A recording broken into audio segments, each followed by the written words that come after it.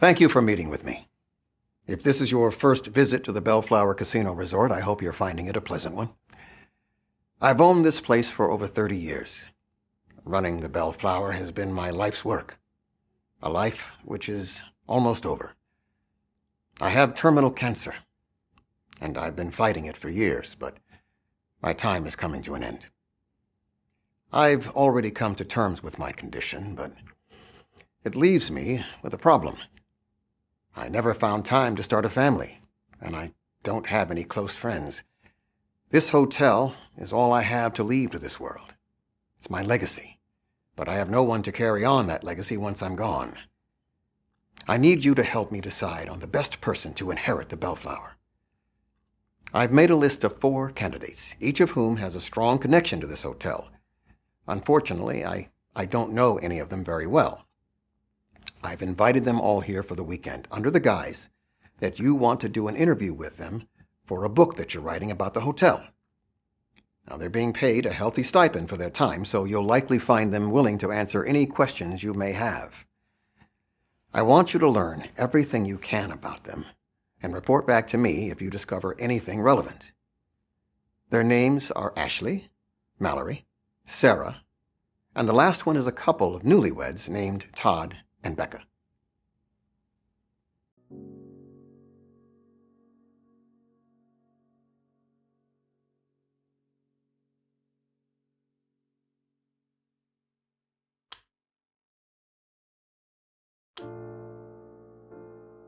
Ashley is a magician. She's been holding her magic show here at the Bellflower since we added a theater during our last renovation. She's been here longer than any employee, and she's as financially tied to this place as anybody, aside from myself. She's a private person, so I don't know much about her personal life.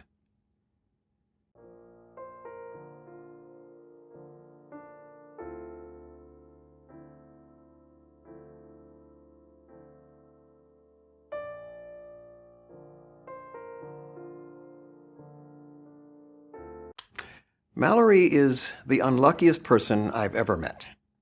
She's also one of the nicest.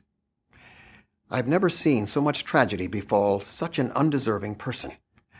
I unfairly gave her a hard time when we first met, but we get along well now. I gave her a complimentary stay here at the hotel to apologize, and she wouldn't stop talking about how much she loved it here. I think she might even like my hotel more than I do. Like the others on my list, I don't know very much about her. Sarah is the daughter of the Goodley family. She's been staying here with her parents on family vacations for years. That family is so wholesome that they make the Brady Bunch seem edgy. They're a welcome breath of fresh air here in Las Vegas, and I love the idea of someone with very strong moral values like Sarah taking over the hotel. I barely know anything about those two. Their names are Becca and Todd. I met them today when they were checking in. They came to Las Vegas to get married, and this trip is also doubling as their honeymoon. Yeah, I know it must seem odd to consider leaving my estate to a couple I barely know, but honestly, I barely know any of the people I'm considering. I figure that if they're staying here for their wedding and their honeymoon, then they're going to have a very strong emotional connection to the Bellflower Hotel. Plus, it almost seems like fate that they happened to check in today while I'm trying to make this decision. I'm counting on you to ascertain whether or not they're good people worthy of consideration as heirs.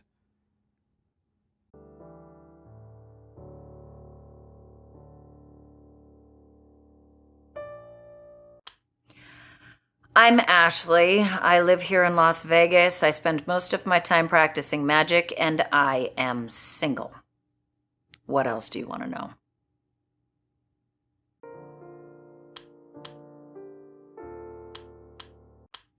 I've been performing my magic act here since the last time it was renovated.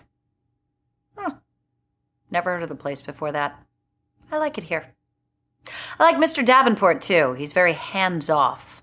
I appreciate the fact that he doesn't try to give me input about my show. I'm not great at dating. It's probably because I really don't enjoy getting to know people. That's why I think that dinner and a movie is the perfect first date. You have just enough time to exchange facts about each other, and then the food comes and you can't talk because your mouth is full. Then you go sit in a dark movie theater, where talking is frowned on, and you watch a movie. It's great, especially if you're with one of those people who insists on talking all the time. I'm great at breakups, though. Yeah, not very good at dating. I've tried dating apps, but I haven't found any that I really like.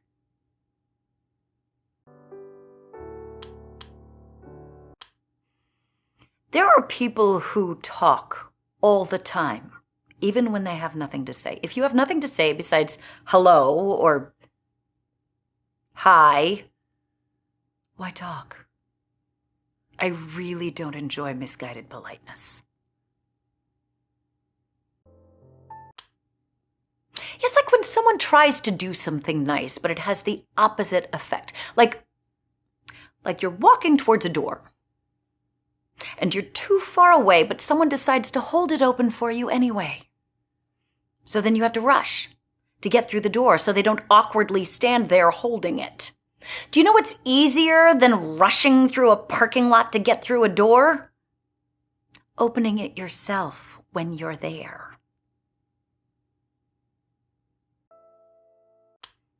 When you're part of a magic show, you spend countless hours practicing. We only perform 4 nights a week, so it would seem like it's an easy schedule, but we spend maybe another 30 hours practicing. More if you're bringing someone new into the show. It's a lot.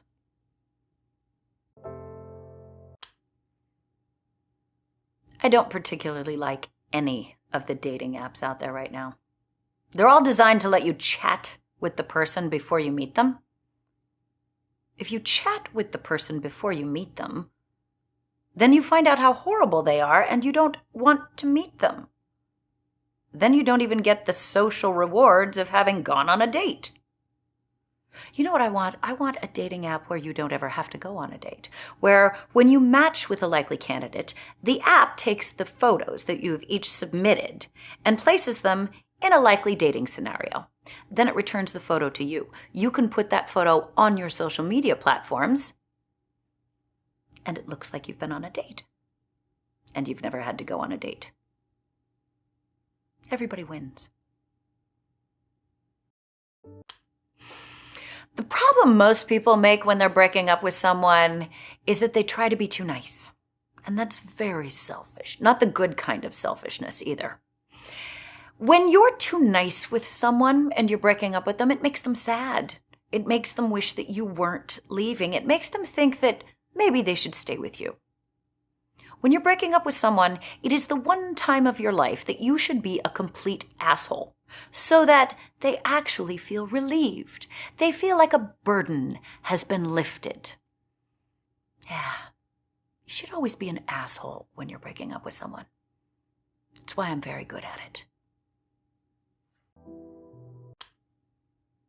Everyone talks about selfishness like it's some sort of sin. Selfishness is necessary. Everyone wants good-paying jobs. Want them to be in our country and not another country. That's selfish. Everyone wants those good-paying jobs to be in our city, not another city. That's selfish. I want those good-paying jobs to be mine, not someone else's. That's selfish. Selfishness is necessary for us to survive.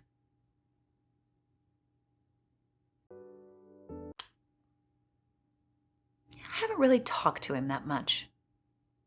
We talked a little bit when this place was being renovated. My magic act was becoming popular and I was looking for a place to take up residency, and he was looking for an act to host in his arena. It worked out great. We've really only spoken a few times since then. Usually about business. I guess you could say he's one of my best friends.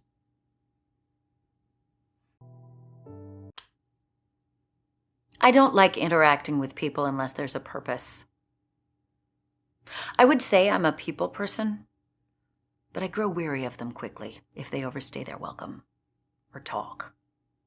I prefer quiet types who show who they are by their actions A lot of people will have shallow, fake friends who will tell you all about their day, but they'll never lift a finger if you need to move or get rid of a body.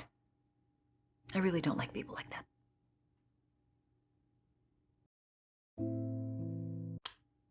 I've never had to get rid of a body. But if I did, I wouldn't be stupid about it. Everybody just tries to bury the body or throw it in a river with something heavy on it, trying to keep the cops from finding it. The cops are going to find the body. But if I was going to get rid of the body, I would throw it in the river with a bungee cord harness attached to it, and then I wouldn't attach the other end to anything. So when the cops found the body, as they're going to, they wouldn't assume it was murder. They would just assume it was someone stupid who deserved to die. I mean, people win Darwin Awards every day. Why not take advantage of it?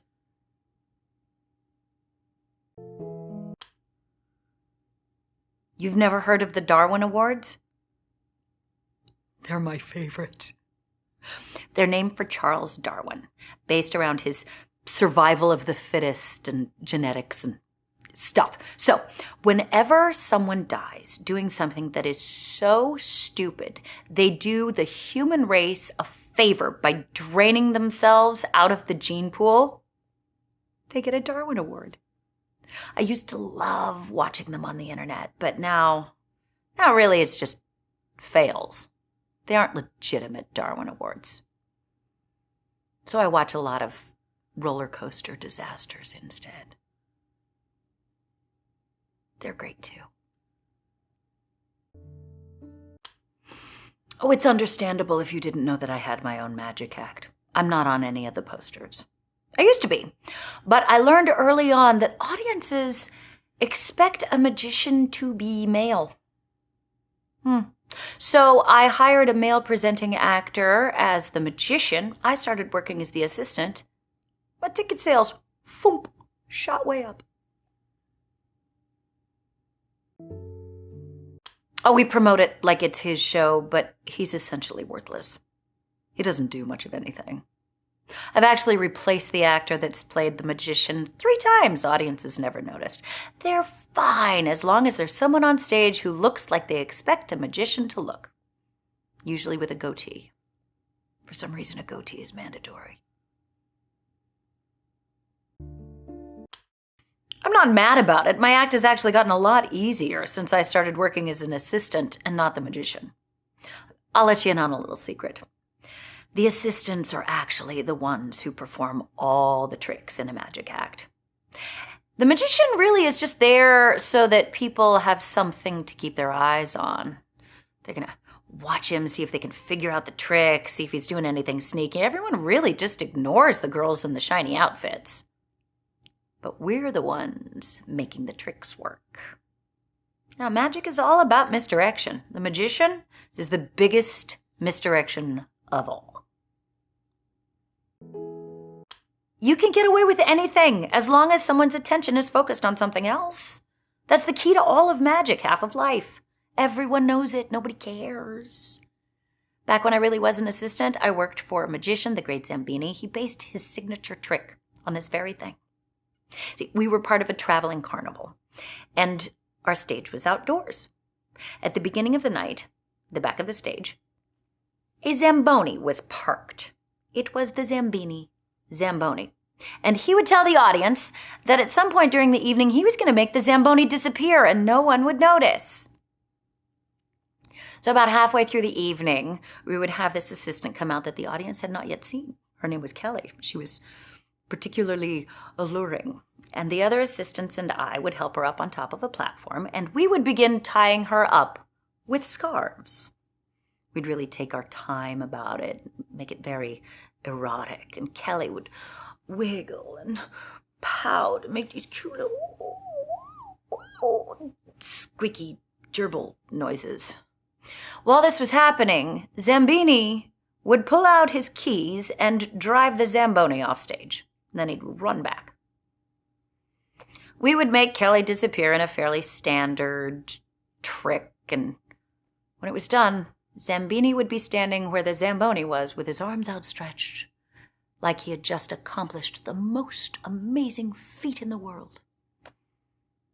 And the audience loved it. They would clap like it was the best thing ever. It was grotesquely sexist. But it worked. I haven't talked to her since we worked together. I'm sure she's doing fine. Supremely attractive people have it very easy. I'm sure she married rich or got kidnapped by human traffickers and sold on the black market. Either way, she's living in a big house with someone else paying all the bills. She's great. When you're starting out in this industry, you will take anything you can get. It was rough. I was on the road for 6 months. Before that, I was an assistant to a comedy magician. That was even worse. I'd still take that over any normal job.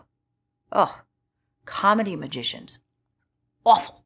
None of it's real magic. It's all just jokes. I don't have any jokes in my act. Well, I have one, but I don't do it every night. I just save it for when I have a heckler.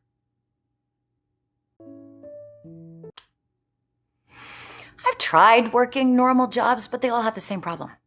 You have to deal with annoying people. You're not allowed to hurt them. I worked in a call center once. That wasn't too bad. I mean, you couldn't touch the people to hurt them, but we were given scripts, which I'm sure were designed to emotionally torture whoever we talked to. The sadists that wrote them were really good at their jobs, too. Yeah. Oh, and there was this computer system they had to navigate before they were ever even allowed to connect with us. Did a great job of wearing down their will to live. By the time they got to us, they're hanging on by a thread. Yeah, that was nice.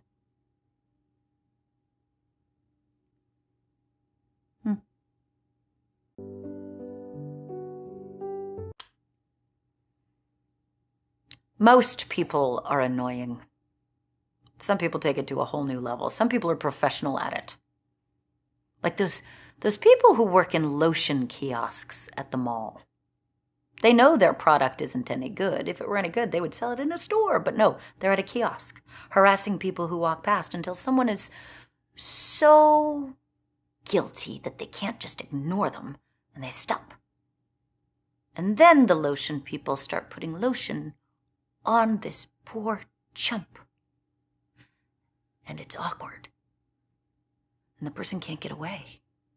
And they massage them. And it's awkward. And the person can't get away.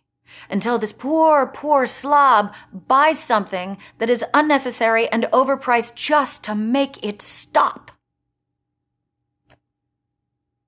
Whenever I see those people, and they've got someone in their clutches, I just walk up and I say, it puts the lotion on its skin or else it gets the hose again. They never seem to know how to respond to that.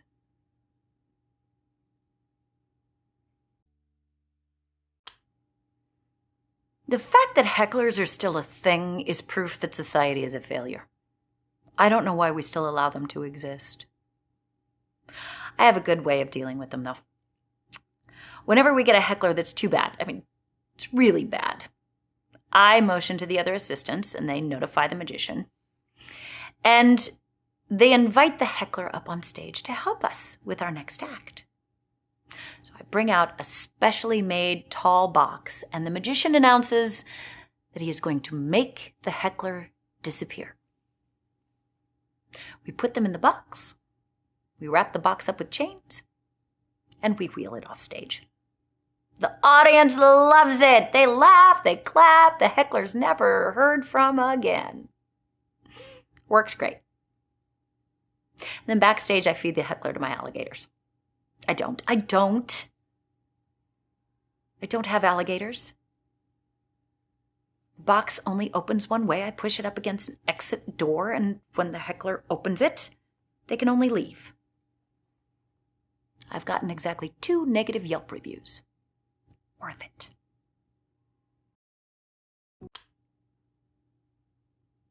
No one ever uses real magic in their magic act. It's all parlor tricks and very bendy assistants who can fit into small spaces. machinery. Audiences just like to pretend it's real. If anybody ever came out and started performing sorcery or blood magic, the audience would lose their minds.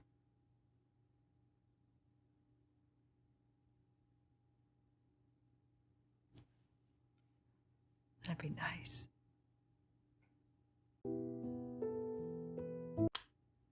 Every aspect of our society has failed.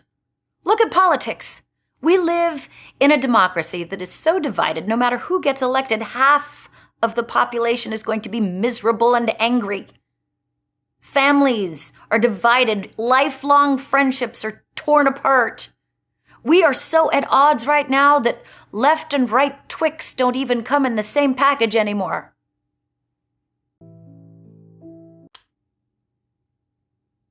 You can buy anything if you know where to look. I used to buy weed on the dark web before it was legal. I know there are people who buy fake IDs on the internet. Anything. You can find it. They say human trafficking is a $150 billion a year industry, and I want to know how they know that. Are human traffickers reporting income tax, or are they just making up numbers? Oh, I never had a fake ID. I grew up in a small town. It would have been pointless. Everybody knew everybody else anyway. And really, the only reason to have a fake ID is so that you can buy beer before you're old enough. And I don't drink. I did buy a lot of beer for other kids when I was in high school, though. I mean, sort of. I would buy the non-alcoholic beer, and then I would peel the labels off, and I printed my own, put something, generic and fancy sounding. And then, during study hall, I would just sell it at a drastic markup.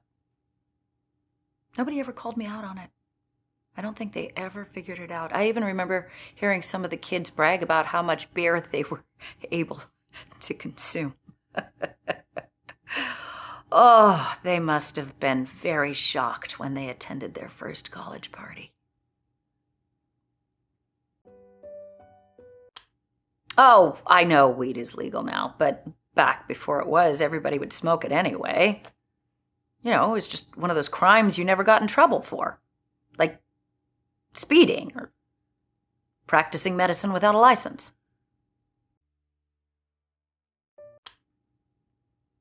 The sale of human organs is a multi-billion-dollar a year industry.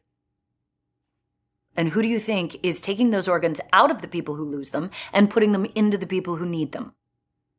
I doubt it's someone practicing with a license. But I'm not doing it. I am not involved in that industry.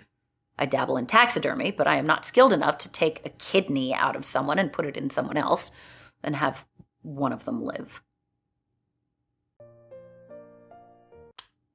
Taxidermy is a hobby of mine. Whenever I find a dead animal, I take it home and I stuff it. And then I save them, and when I have enough of them collected, I take them to dying children in the children's hospital. Because children love stuffed animals. I think everyone should have hobbies. I like taxidermy and sensory deprivation. I made my own sensory deprivation tank once. I like to lie in it and be alone with my thought. It's very peaceful in there. I slept in it once. It's like sleeping in a coffin. I like to visit kids in the cancer ward. Yeah, I ask them to draw me a picture, and then I trade them for one of the stuffed animals. It makes them feel better to barter. No one wants to be pitied, just given stuff. Even kids dying of cancer. I save all the pictures they give me. They say that a piece of art at least doubles in value once the artist dies, and I'm sure their parents will pay top dollar in about a decade.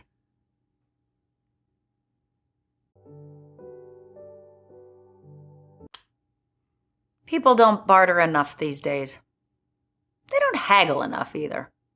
For instance, if someone has a poster for a lost pet and they offer a $100 reward, now in my experience, most people would just take the $100 and be happy. I try to haggle a little. They'll go for at least $150. I mean, no one posts their best offer on a flyer that's going on a telephone pole. Yeah. I return lost pets to their owners as a side hustle. See, whenever I see a flyer that has a reward offered and a phone number, I take it down. And then I post the flyer with my phone number and I offer half the reward. Then someone else finds the pet, returns it to me. Then I do a nice little markup, call the original phone number, and reunite the pet with its parent for a profit. Does very well. Have you ever tried sleeping in a coffin? It's relaxing. It's cozy. There's extra layers of noise insulation in case you have loud neighbors. I slept in one back when I had college roommates.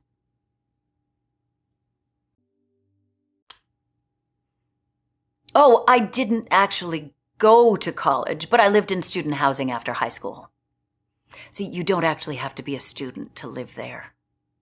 I hated having roommates, but it's all I could afford. I bought my own place as soon as I could, but they kicked me out. High school is awful. I mean, you undergo years of traumatic experiences, and then when you finally escape, they invite you back for a reunion so that you can go spend more time with the same people who made your childhood traumatic. I don't understand it.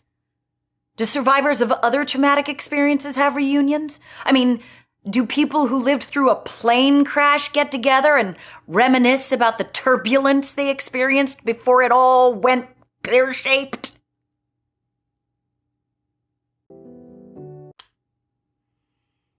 I don't understand reunions or nostalgia in general. People cling to the past like it was the best part of their lives.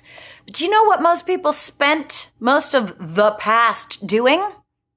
Waiting for the future to come so their miserable lives would improve. Really makes no sense to me. I don't live in the past. I look to the future.